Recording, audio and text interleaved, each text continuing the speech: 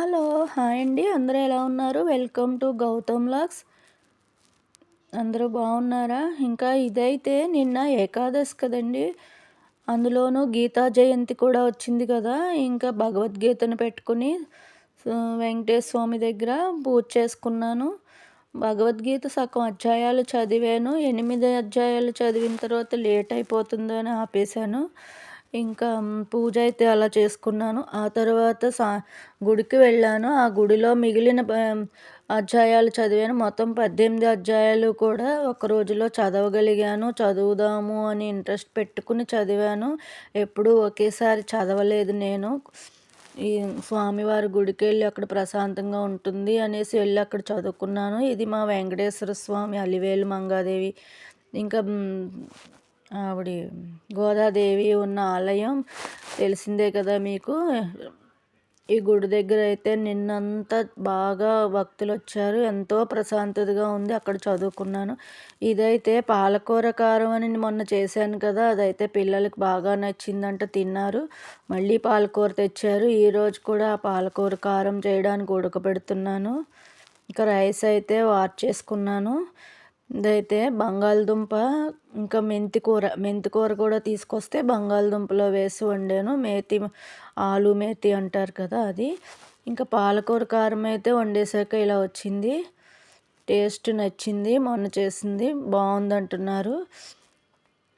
ఇంకా దీంట్లో మెంతులు, జీలకర్ర, ఆవాల పొడి కూడా వేసాను. మొన్న దాంట్లో వేయలేదు, ఇప్పుడు వేసాను. రెసిపీ అయితే చాలా బాగా నచ్చింది పిల్లలకి అయితే. ఇంకా వంట అయితే అయిపోయింది. పెరుగు అయితే అన్నీ తోడుకుంది. ఇంకా ఆలు మెంతికూర రెసిపీ అయితే కనుక ఉల్లిపాయలు, పచ్చిమిరకాయలు, జీలకర్ర, కరివేపాకు అన్నీ సర్దుకుని ఒక బాండీ పెట్టుకుని బంగాళదుంపలు అయితే ఇలా కోసి పెట్టుకున్నాను. ఇదైతే కనుక మెంతికూర అంతా క్లీన్ చేసుకుని కడిగి పెట్టేసుకున్నాను.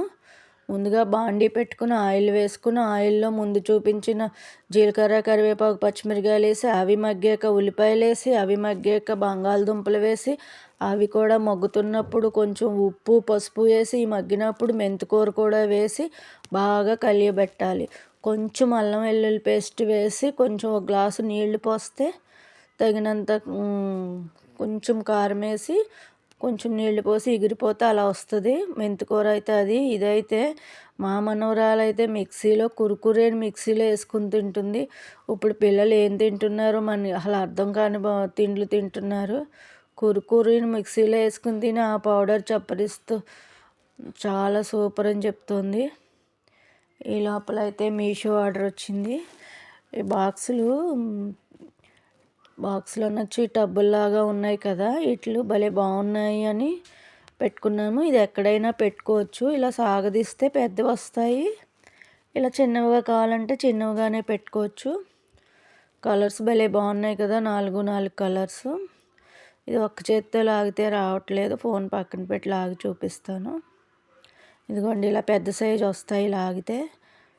అక్కర్లేదనుకుంటే ఒకదానికి దగ్గరికి నొక్కేస్తే వెనక ఉన్నట్టుగా చిన్నగా వస్తాయి. ఇవి కార్నర్లో కానీ షెల్ఫ్ల్లో కానీ ఎక్కడైనా పెట్టుకొని మన ఇష్టమైనవి దాచుకోవచ్చు. ఇది డైనింగ్ టేబుల్ దగ్గర ఇలా గ్లాస్కి ఓ మూల కార్నర్లో ఇలా తగిలించడానికి పైన ఇలా ఉంటుంది. దాంట్లో ఫ్రూట్స్ వేసుకోవచ్చు. సిజర్ వేసి పక్కన పెట్టుకోవచ్చు. టేబుల్ పైన ఈగలు, దోమలు ముసరకుండా బాగుంటుంది. ఇదైతే ఫ్రిడ్జ్ షెల్ఫ్లో ఒకటి పెట్టాను. దాంట్లో బ్రెడ్ పెట్టాను. ఇంకో దాంట్లో ఫ్రిడ్జ్లో కూడా ఫ్రూట్స్ పెట్టాను. ఫ్రూట్స్ షెల్ఫ్లకి ఇలా ఉంచుకోవచ్చు. భలే బాగున్నాయి కదా, ఉపయోగకరంగా. ఇదైతే నా బీరువా షెల్ఫ్లో నా మందులు వేసుకోవచ్చు అని ఇక్కడ పెట్టుకున్నాను. నా అల్మారాలో విక్స్, జండు బాములు, ఐ డ్రాప్స్, మనకు తెలుసున్నవన్నీ నేను వాడుకునే వస్తువులన్నీ పైన కింద ఇలా చిందరబందరగా పడేసి ఉన్నాయి కదా, ఇప్పుడు అవసరం లేకుండా అన్నీ బాక్స్లో సర్దేసుకుంటాను. భలే యూజ్ఫుల్ బాక్స్ అనుకుంటున్నాను. రీజనబుల్ ప్రైస్ ఉంది. ఎవరైనా కొనుక్కోవచ్చు. బాగున్నాయండి. ఇందులో కాస్ట్లీవి ఉన్నాయి, కొంచెం తక్కువ రేట్వి ఉన్నాయి. కాస్ట్లీ అయితే 400, నేను కొన్నవైతే ఇవి 200. ఇంక ఇదేనండి. బాయ్.